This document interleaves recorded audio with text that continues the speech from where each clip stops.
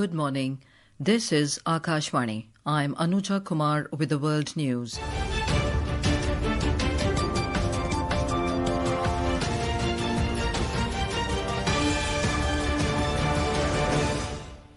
The headlines. India rejects objections raised by a US lawmaker on proposed FCRA bill, says legislation is country's internal matter.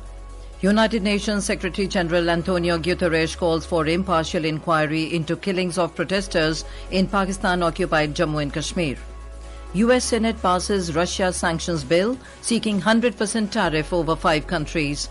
And Ashmita Chaliha to face compatriot Rakshita Ramraj in women's singles semi-finals of Korea Masters Badminton tournament in Asan this morning. And now the news in detail.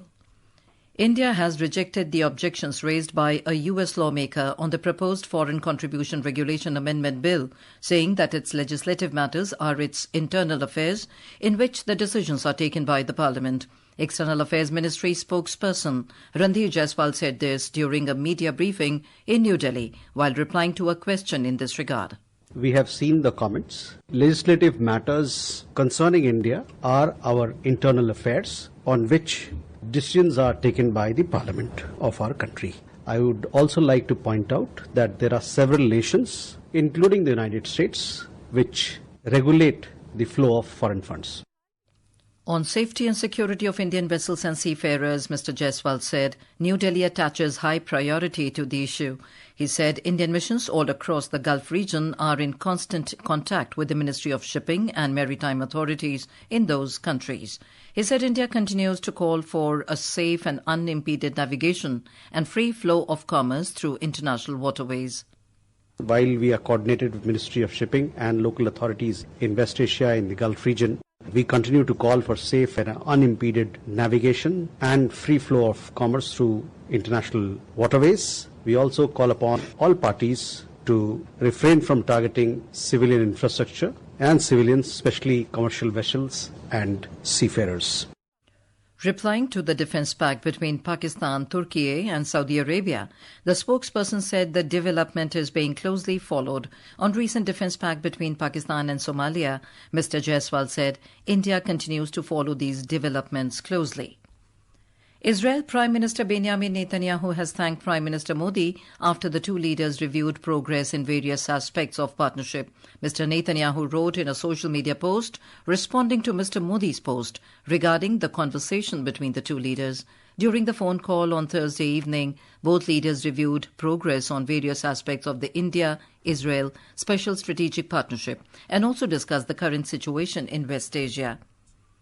United Nations Secretary-General Antonio Guterres has called for an impartial inquiry into the killings of protesters in Pakistan-occupied Jammu and Kashmir, POJK. We have a report. The UN Deputy Spokesperson Farhan Haq has said that there must be accountability if peaceful protesters were harmed. The Secretary General supports the work of his High Commissioner, and we certainly hope that the pleas made by Mr. Turk will be listened to. It's important that all authorities everywhere allow for peaceful protest, and certainly that is the case here. If there have been people harmed for engaging in peaceful protest, there needs to be accountability for that. The UN High Commissioner for Human Rights, Volker Turk, called for prompt, thorough and impartial investigations into all deaths during the unrest, involving both protesters and security forces. This call came amid widespread protests over alleged election irregularities in POJK. Reportedly, around 50 protesters have been killed during the recent demonstrations led by the Joint Awami Action Committee. The committee is protesting Pakistan's decision to reserve seats for outsiders in elections to the local legislature. Jigyasa Pandey for World News.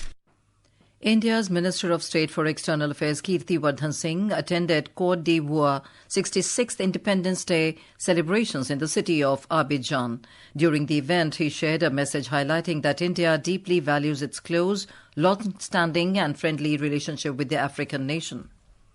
This is Akashvani. You are listening to World News. We bring you the top international news and updates from around the globe. An important meeting of the culture ministers of BRICS countries will be held in Bhopal, the capital of Madhya Pradesh, today. The meeting will discuss cultural heritage, museums, creative economy and cultural exchange among member countries.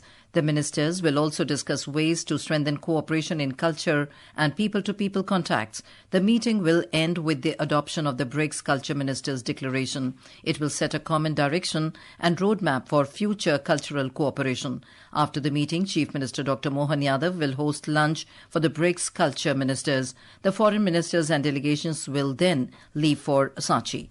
During the ongoing BRICS Cultural Summit in Bhopal, foreign delegates explored the city's heritage and natural beauty yesterday. They visited Gohar Mahal, Iqbal Maidan and Moti Masjid during a heritage walk. They also visited One Vihar National Park. They saw Bhopal's wildlife and rich biodiversity.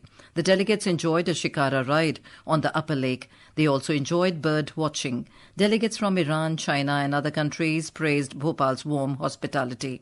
The Iranian delegates spoke about the old cultural ties between India and Iran, saying that similar words in Hindi and Persian show the shared heritage of the two countries. A delegate from China described Bhopal's natural beauty and biodiversity as a memorable experience. The BRICS summit is also helping strengthen cultural and people-to-people ties among the member countries. The delegation will also explore its rich Buddhist heritage and visit Buddha Jambu Dweep and the world-famous Sanchi Stoop. The U.S. Senate has voted to approve a bill to sanction Russia and to key buyers of its petroleum products such as China and other countries, claiming that such trade helps fuel the Ukraine war. The bill, renamed the Lindsey Graham Sanctioning Russia and Iran Act of 2026, was approved by the Senate by an 86-11 vote. This bill will allow President Trump's administration to impose 100% tariffs on goods from countries that are top 5 importers of Russian oil and gas. With that, the bill would also extend the expiration date of the Iran Sanctions Act of 1996 till 2031, which penalizes companies that invest in Iran's energy sector.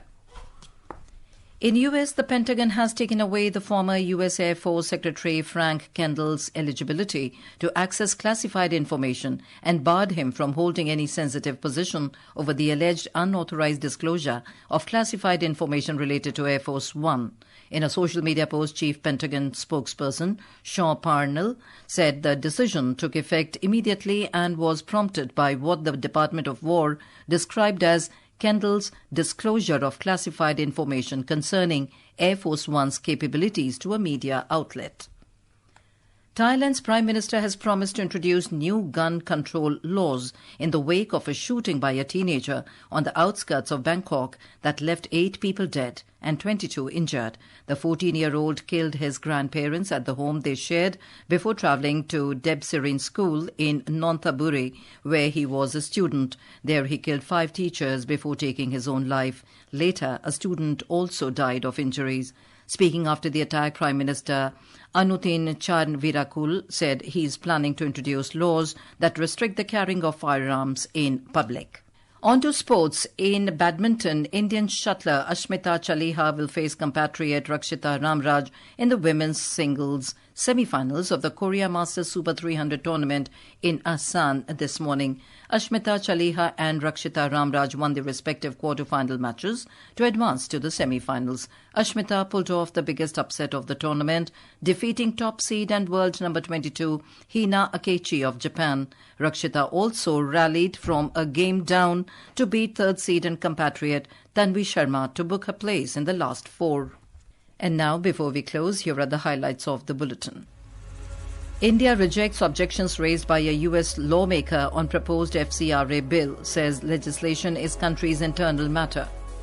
United Nations Secretary-General Antonio Guterres calls for impartial inquiry into killings of protesters in Pakistan-occupied Jammu and Kashmir. U.S. Senate passes Russia sanctions bill seeking 100% tariff over 5 countries.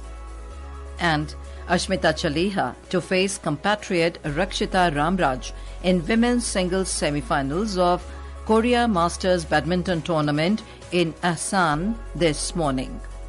And that is the end of this World News Bulletin.